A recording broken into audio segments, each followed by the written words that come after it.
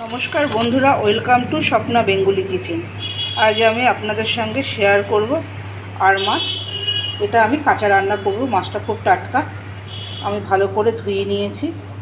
এবার আমি এটা নুন হলুদ মাখিয়ে রেখে দেবো। আমি একটু নুন দিয়ে দিচ্ছি,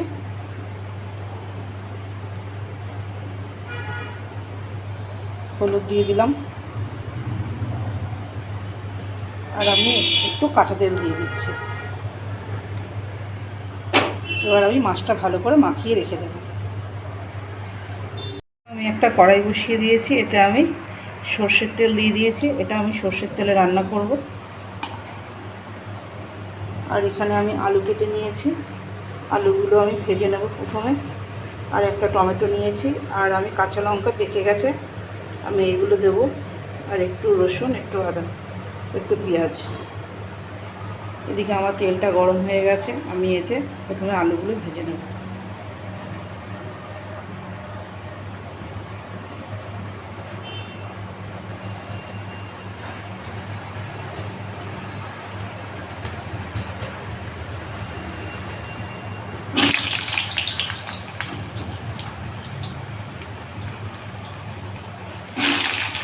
আমি আলুগুলো ভেজে তুলে নেব। আমার আলুটা ভাজা হচ্ছে, আর অন্যদিকে আমি এই লঙ্কাগুলো নিয়ে নিয়েছি, পাকা লঙ্কাগুলো। এতে রসুন দিয়ে দিয়েছি, আমি এর মধ্যে আদাটাও দিয়ে দিচ্ছি। সব কিছু দিয়ে আমি একটা পেস্ট তৈরি করবো। আর টমেটোটাও দিয়ে দিচ্ছি।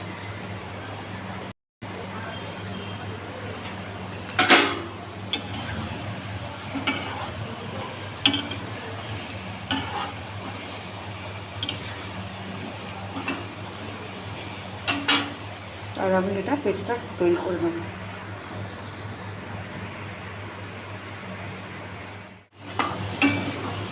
আমার এই আলুটা ভাজা হয়ে গেছে, এবার এই আলুটা আমি তুলে নেব।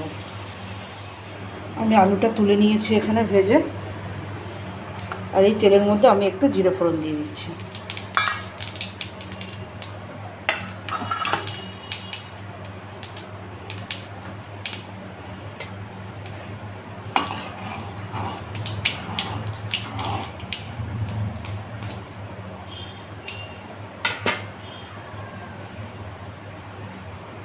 এবার এতে আমি পেঁয়াজগুলো দিয়ে দিচ্ছি।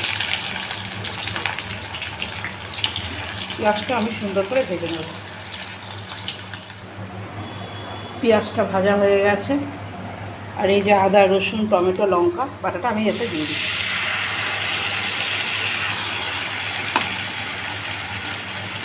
এটা হলুদের গুঁড়ো দিয়ে দিলাম,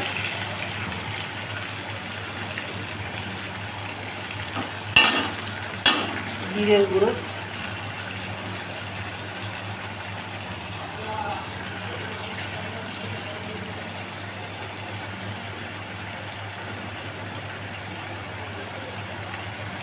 আর নুন দিয়ে দিলাম।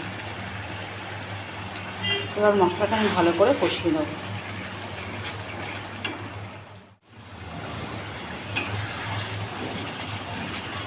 মশলাটা ভাজা হচ্ছে, মশলা থেকে প্রায় তেল ছেড়ে দিয়েছে। আমি আরেকটু মশলাটা ভেজে নেব।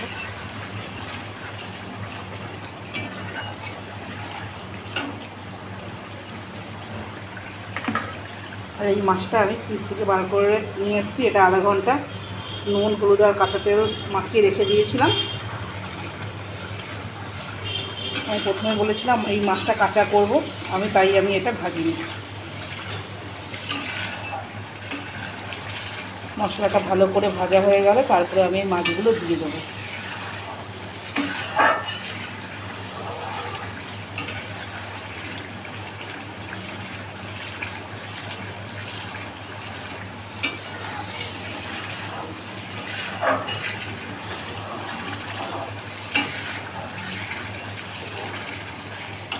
আমার মশলাটা পুরো ভাজা হয়ে গেছে। এবার আমি এর মধ্যে একটু দই দিয়ে দিচ্ছি।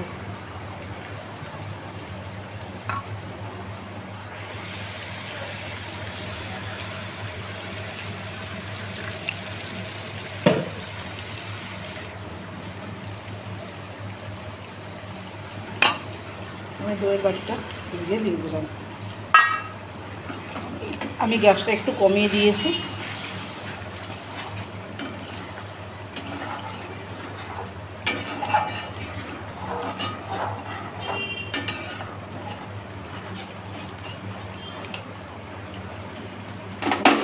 এর মধ্যে ভাজা আলুগুলো দিয়ে দিলাম।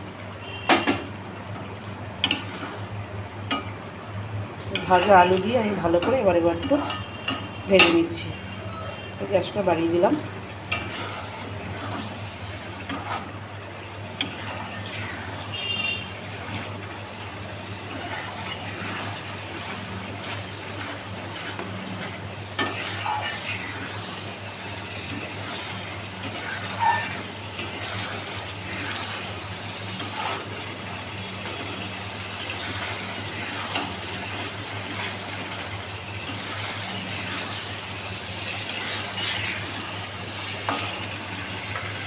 এবার এই কাঁচা মাছগুলো আমি ওকে দিয়ে দিচ্ছি।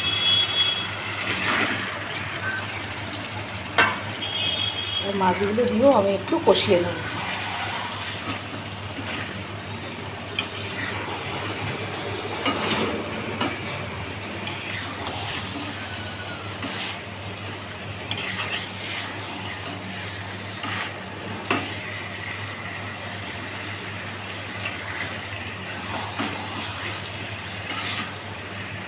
এবার আমি জল দিয়ে ঢেকে দেবো।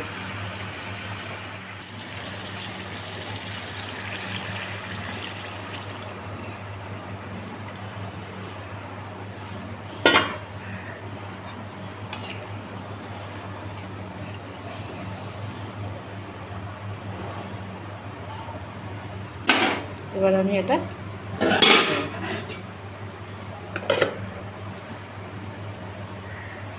এটা 5-7 মিনিট আমি একটু ফুটতে দেবো।